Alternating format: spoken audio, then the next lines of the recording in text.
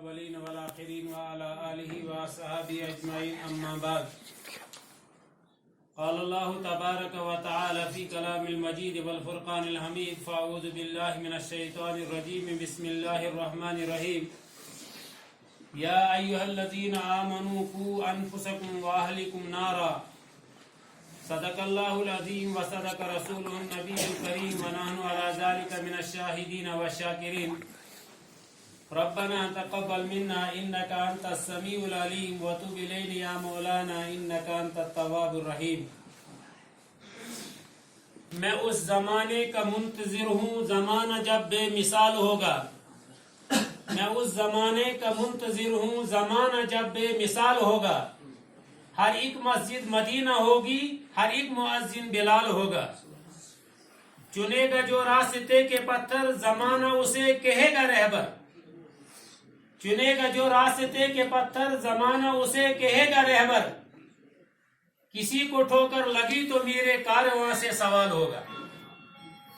محترم حضرات اور سامعین کرام، اللہ تبارک و تعالیٰ کا احسان و کرم ہے کہ اللہ تبارک و تعالیٰ نے ہمیں تاجدار مدینہ محمد عربی صلی اللہ علیہ وسلم کی امت کے اندر پیدا فرمایا، اور اللہ تبارک و تعالیٰ کا احسان ہے کہ اللہ تبارک و تعالیٰ نے قرآن کریم کو تاجدار مدینہ محمد عربی صلی اللہ علیہ وسلم کے اوپر نزول فرمایا، جو رہتی دنیا کے اندر صرف انسانوں کے لیے نہیں بلکہ دنیا کے اندر جتنی بھی مخلوق ہے تمام مخلوق کے بارے میں قرآن ایک رہبری فرماتا ہے۔ انسان کی رہبری کرتا ہے، حیوانوں کی رہبری کرتا ہے، جمادات کی رہبری کرتا ہے، فرشتوں کی رہبری کرتا ہے، آسمان والوں کی رہبری کرتا ہے، زمین والوں کی رہبری کرتا ہے، فضا والوں کی رہبری کرتا ہے، عالموں کی رہبری کرتا ہے، نادانوں اور کم سمجھ لوگوں کی رہبری کرتا ہے، جو شادی شدہ ہیں ان کی رہبری کرتا ہے، جو بغیر شادی شدہ کے ان کی رہبری کرتا ہے، جو غریب ہیں ان کی رہبری کرتا ہے، جو امیر ہیں ان کی رہبری کرتا ہے، جو گھروں میں بیٹھے ان کی رہبری کرتا ہے، جو اللہ کے راستے میں تعلیم و تعلم میں لگے ان کی رہبری کرتا ہے۔ دنیا کے اندر جتنے بھی شعبے ہیں ہر شعبے میں قرآن رہبری کرتا ہے۔ اور اس آیت کریمہ کے اندر اللہ تبارک و تعالیٰ نے ایمان والوں کو مخاطب ہو کر ارشاد فرمایا کہ اے ایمان والو بچو، کیا کہا؟ یا ایھا الذین آمنوا قوا انفسکم، کہ بچاؤ اپنے آپ کو اور اپنے اہل و عیال کو جہنم کی دہکتی ہوئی آگ سے۔ یا ایھا الذین آمنوا قوا انفسکم واہلکم نارا، اور کیا بتایا؟ وقودھا الناس والحجارہ، بتایا جہنم جو ہے اس کا ایندھن، اس کو جلایا جائے گا، اس کو دھونکایا جائے گا، اس کو بھڑکایا جائے گا، کس کی وجہ سے؟ انسانوں کی وجہ سے اور پتھروں کی وجہ سے۔ جیسے ہمیں آگ جلانی ہے تو ہم کیا کرتے ہیں؟ جب نہیں جلتی ہے تو ہم پہاڑی لوگ کیا لاتے ہیں؟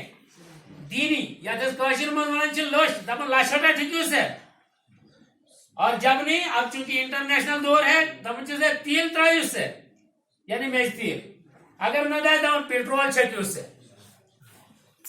جو دینی کا کام، جو تیل کا کام، جو پیٹرول کا کام دنیا کے اندر کسی بھی چیز کو جلانے کے لیے استعمال کیا جاتا ہے، اس جگہ پہ جہنم کو بھڑکانے کے لیے انسانوں کو استعمال کیا جائے گا۔ اللہ تبارک و تعالی ہماری حفاظت فرمائے۔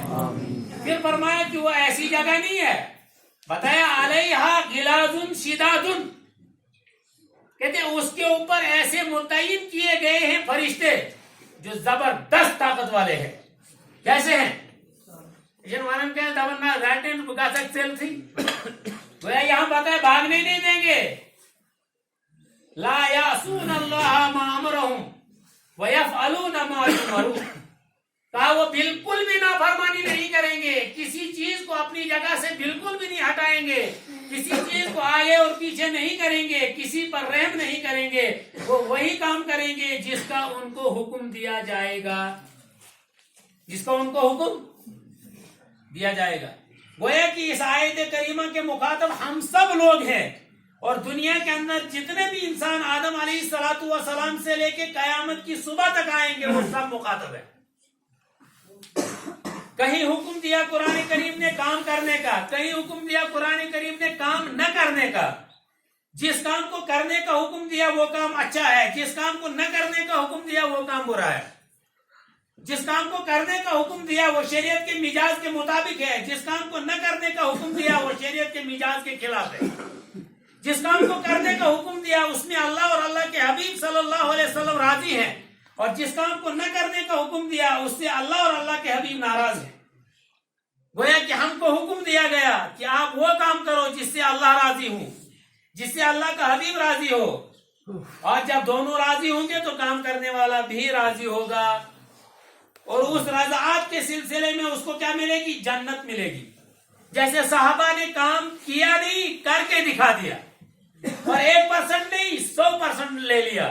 پھر قرآن نے کہا رضی اللہ عنہم ورضوا عنہ، کہ یہ صحابہ کی جماعت وہ جماعت ہے جن سے اللہ راضی ہے اور یہ بھی اللہ سے راضی ہے۔ پہلے اللہ کی رضا کا کہا رضی اللہ عنہ ورضوا عنہ، یہ نہیں کہا کہ صحابہ راضی ہیں تو اللہ ناراض ہے، بلکہ کہا پہلے اللہ ہی راضی ہے پھر صحابہ بھی راضی ہے۔ کیا ہے؟ تو ہم نے وہ کام کرنا ہے جو اللہ تبارک و تعالی نے ہم کو حکم دیا، اور حکم دینے کے بعد کیا ہو گیا؟ اس پر عمل کیا۔ عمل کے معنی کام کیا آتے ہیں؟ کام اچھا بھی ہو سکتا ہے، برا بھی ہو سکتا ہے۔ اگر ہم نے کام کو اللہ اور اللہ کے حبیب صلی اللہ علیہ وسلم کے طریقے کے مطابق کیا تو وہ کام ہمارے لیے نجات کا ذریعہ بنے گا، اور اگر اس کام کو ہم نے اللہ اور اللہ کے حبیب کے طریقے کے خلاف کیا تو وہی کام ہمارے لیے جہنم میں جانے کا سبب بنے گا۔ بتاتے ہیں حضرت عمر رضی اللہ تعالیٰ عنہ کے دور کے اندر ایک لڑکے کو ایک لڑکی کے ساتھ میں عشق ہو گیا، پیار ہو گیا، محبت ہو گئی، لیکن واقعہ یہ ہوا کہ اس لڑکی کی شادی کہیں دوسری جگہ ہو گئی۔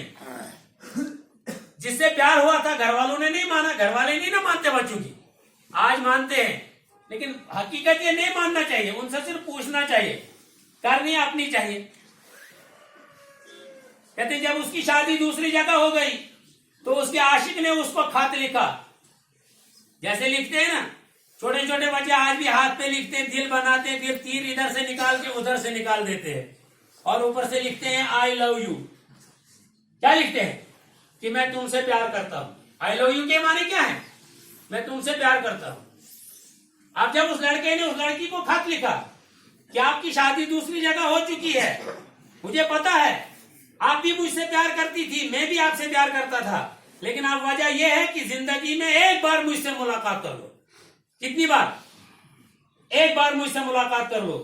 تو لڑکی نے شرط لگائی، بتایا دیکھ بھائی میری شادی ہو چکی ہے، میں آپ سے مل لوں گی، لیکن میری ایک شرط ہے۔ میری کیا ہے؟ بولو نا آپ۔ میری ایک شرط ہے۔ کہتے ہیں آپ کی شرط کیا ہے؟ کہا میری شرط یہ ہے آپ حضرت عمر رضی اللہ تعالیٰ عنہ کے پیچھے 40 دن تک نماز پڑھے، اس کے بعد جہاں مجھے بلائیں میں حاضر ہو جاؤں گی۔ کیا بتایا؟ کہ 40 دن حضرت عمر رضی اللہ تعالیٰ عنہ کے پیچھے نماز پڑھے، اس کے بعد جہاں مجھے بلائیں میں حاضر ہو جاؤں گی۔ اس نے شرط کو قبول کرنے کے لیے کیا ہو گیا؟ شروع ہو گیا نماز پڑھنے کے لیے۔ اب جب حضرت عمر رضی اللہ تعالیٰ عنہ کے پیچھے 10 دن نماز پڑھی تو دل کی کیفیت بدل گئی۔ اب محبوبہ والا راستہ بھی بدل گیا، اب وہ دوسرے راستے سے چلنے لگا۔ جب 20 دن ہو گئے تو وہ بالکل دین کے دائرے میں آ گئے، اس کی آنکھوں میں نور آ گیا، اس کے کانوں میں نور آ گیا، اس کی زبان میں نور آ گیا، اس کے ہاتھوں پیروں میں نور آ گیا، اس کے دل و دماغ میں نور آ گیا۔ اس نے وہ راستہ بھی بدل دیا، دوسرے راستے سے چلنے لگا۔ 40 دن نماز پڑھنے کے بعد وہ لڑکی بھی چونکہ اس کا امتحان لے رہی تھی، وہ بے ایمان نہیں تھی، وہ ایمان والی تھی، جس نے شرط بھی کیسی کڑک لگائی تھی۔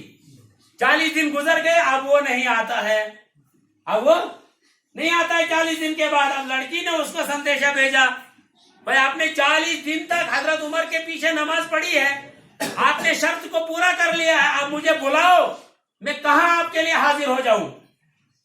تو لڑکے نے ادھر سے کہا کہ اب میرا راستہ بدل چکا ہے، اب میں آپ کو بلا نہیں سکتا ہوں، اب میں آپ کو بلا نہیں سکتا ہوں۔ اس لڑکی نے اپنے شوہر سے یہ واقعہ سنایا، اس کے شوہر نے یہ واقعہ حضرت عمر سے سنایا۔ حضرت عمر نے قرآن کریم کی آیت پڑھ کے تائید کی، ان الصلاۃ تنہی عن الفحشاء والمنکر۔ 60 سال سے نماز پڑھ رہے ہیں، ہم نہیں بدل رہے ہیں، پھر بھی ہم نے 10 عورتوں سے موبائل پہ رابطہ کر کے رکھا ہے، کیا ہماری نماز ہے یا نہیں ہے